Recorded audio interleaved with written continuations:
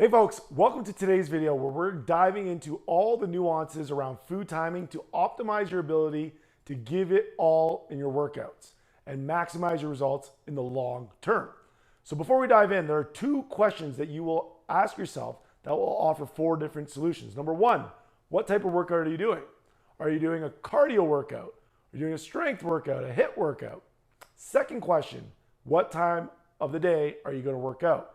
If you work out at the crack of dawn, then we have some significant changes to your pre-workout game plan that we're gonna have to make. And don't worry, we'll cover at the end of this video, so stick around, don't click out.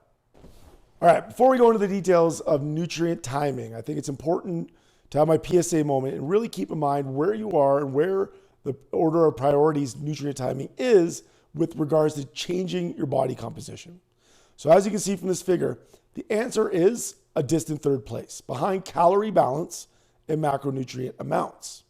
But the reality is the first two priorities are way more powerful than nutrient timing in their effects and change of your body composition.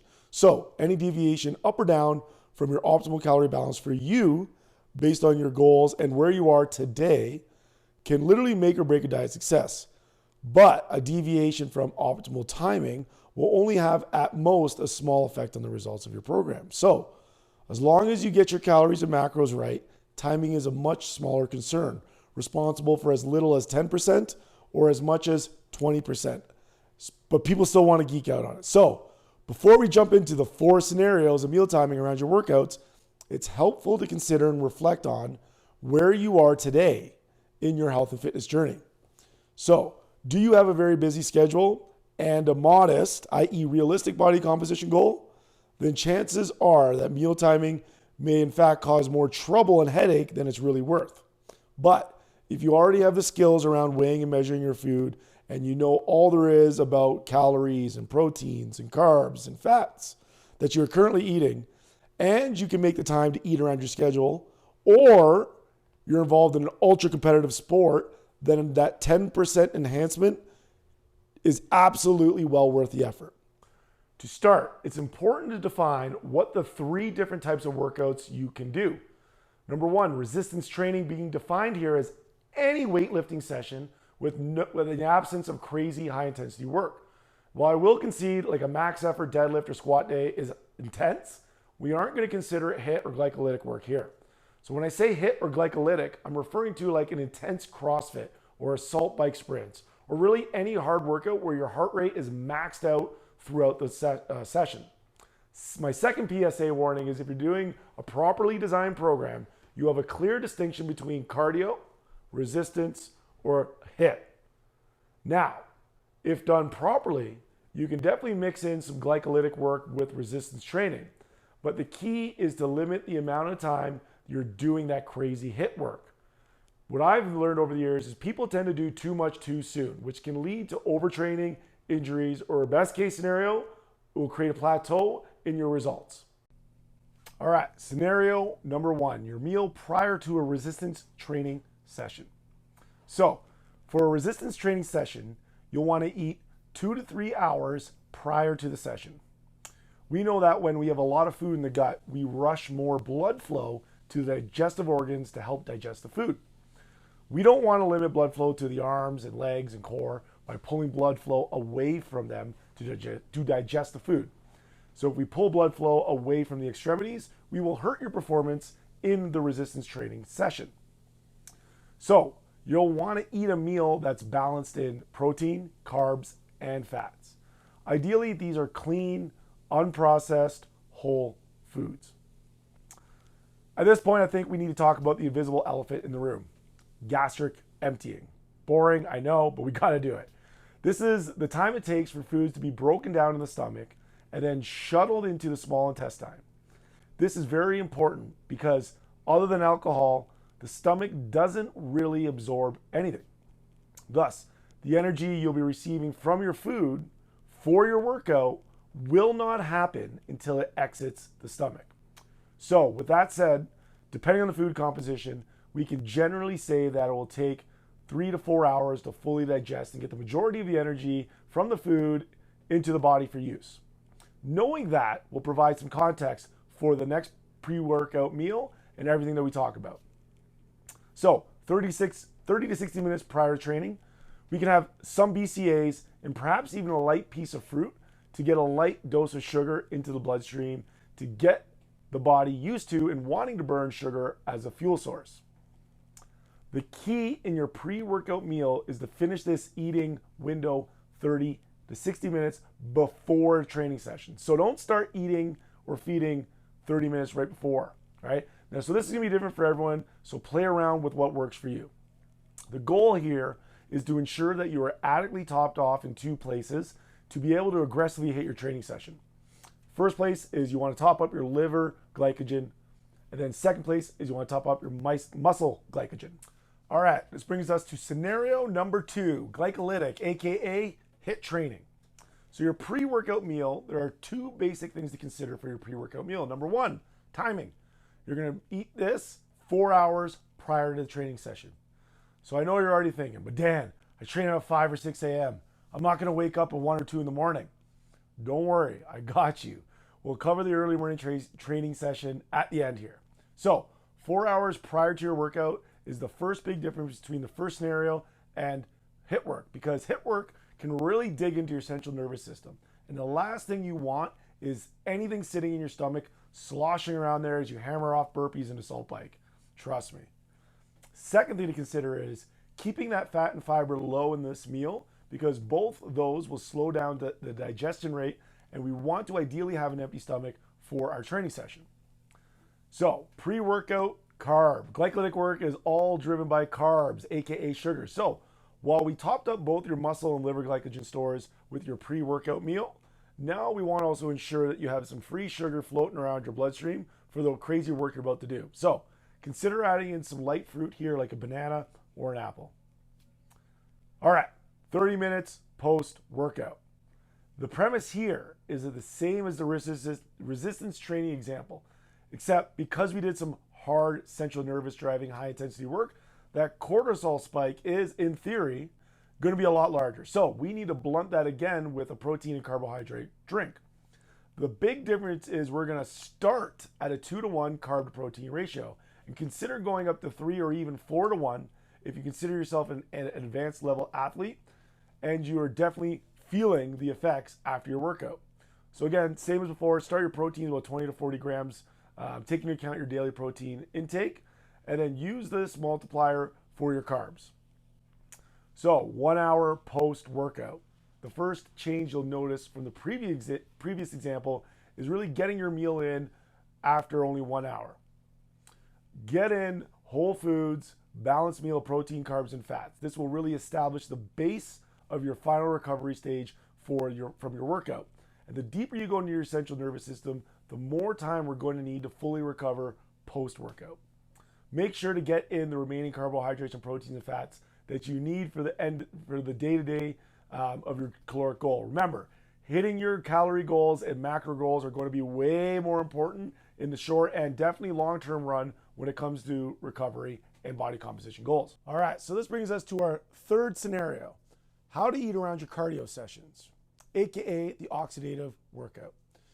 So for this workout, we'll employ a much different strategy than compared to resistance or glycolytic training. For your cardio workout, we want to influence your body to primarily use these pieces as a primary fuel source: body fat, dietary fat, and oxygen. For your 4-hour pre-workout meal, shoot for whole foods, full macro profile, so eat proteins, carbs, and fats. You can play around with fasting and stretch that timing out even more if it's not your first rodeo. Now, if you're someone that is doing doubles or doing longer pieces of aerobic workouts in the morning, you can go into those sessions fasted and skip that pre-workout meal. So 30 minutes pre-workout meal. The goal of this is to have the body being happy and in a state of glucogenesis and potentially running off of body fat as a fuel source along with oxygen. The focus here is hydration. Even a 2% hydration rate can result in a 25% drop of your aerobic output. So yes, the amount of water we consume matters. So you can add some BCAAs into your water as well, because at this point, coming into the system as protein, we're not triggering insulin while still getting an extra couple of calories that the body can use as glucose if needed. So finish this 30 minutes prior to training so you don't have too much water sloshing around your stomach and allow it time to get absorbed into your stomach. Nobody likes to have all that stuff swishing around. So during your training session, get at least 24 ounces of water per hour throughout your training session and adjust this based on temperature or the environment in which you're working out in. This brings us to our post-workout cool down.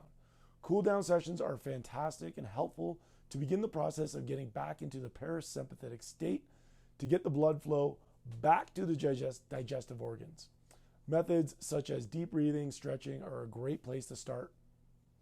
So, post-workout meal, what does this entail? So, if you're truly had a cardio workout, you're not digging deep into your central nervous system. And because you're not digging into your system as much, you're going to go from a sympathetic state back into a parasympathetic state relatively quickly and more easily. So you can eat a meal sooner. So we're shooting around 2 hours after. So you're probably saying, but Dan, for all your high intensity work, you told us eat 60 minutes after as well. Aren't you contradicting yourself? On the surface, yes, I am, but the idea here is different. Well, yes, with cardio sessions, we're going to wait for the body to get back into parasympathetic or the rest and digest state, right? Compare that to your hard hitting or HIIT or glycolytic work, where we're not going to wait. We're going to want to blunt the metabolic effects that occur with a hard workout and get ahead of that. So now, this brings us to the big elephant in the room and the one problem that all trainers and all people that train early deal with. What to do when you train out at 5 in the morning or 6 in the morning. For those of you that work out early, and this is going to be more directed to somebody that's in maintenance or a fat loss mode. So if you're training for a high-end fitness performance, my recommendation is you should not train early because your energy levels are not peaked at this time, right? And depending on your resilience or other stress factors, they may be okay, but generally you're going to find a better rhythm from moving your workout later in the day, right? Your cortisol levels are just starting to rise around 6 to 8 a.m. So working out in that early morning means that you're actually working against your hormones, right? You're trying to work out at your lowest end of your energy levels. So you may inadvertently in the process change your rhythm and energy levels based on working out that early. So if that is your preference, or more importantly, if you need to work out that early due to work or family, then just be aware of this. Just my PSA number 3. All right. So there are 2 different areas that we need to address before we even talk about eating around your workout. So to optimize tomorrow morning's workout, we need to consider what is going to be your last meal today, i.e. your dinner for most people. And we need to dial in today's hydration. So hydration's simple. Shoot for half your body weight in pounds and ounces of water. So if you're 200 pounds, you should be consuming 100 ounces a day. With that in mind, the last meal you eat before bed is going to be the meal that fuels your morning workout, regardless of the type of workout. Because realistically, you're not waking up in the middle of the night to eat, right? And it's been my experience owning a gym for over 6 years and being in the space as an athlete before that. Everyone who comes in for 5 or 6 a.m. is literally rolled out of bed, put on their clothes and their shoes, jumped into the car, and drove into the gym with bedhead, except for me. Hence the importance of the dinner before, the day before you train. So for the meal the night before, you need to incorporate complex carbohydrates like the starchier carbs like rice or potatoes or yams, and basic carbs such as the vegetables like broccoli, cauliflower, right? They're going to take a little bit longer to break down in your system, but they dose you consistently overnight to help you maintain good levels for the next morning. All right. This brings us to our 30-minute pre-workout. Include BCAAs in your water. Shoot for about 16 to 20 ounces of water to fully dilute those BCAAs right before, so when you wake up, right? BCAAs are easily digestible and actually absorbed through the stomach, and they'll top off your amino acids to benefit your skeletal muscles, as well as give you a little bit of sugar boost for that energy in the morning. All right, your post-workout shake and meals. This one is simple. I typically recommend following the previous 3 examples and just follow the same post-workout protocol I just described. depending on what type of workout you did. So did you do cardio? Follow that protocol. Did you do HIIT? Follow that protocol. So I hope this helps, and feel free to leave a comment or slide into my DMs if you have any questions or need any help or whatever. All right.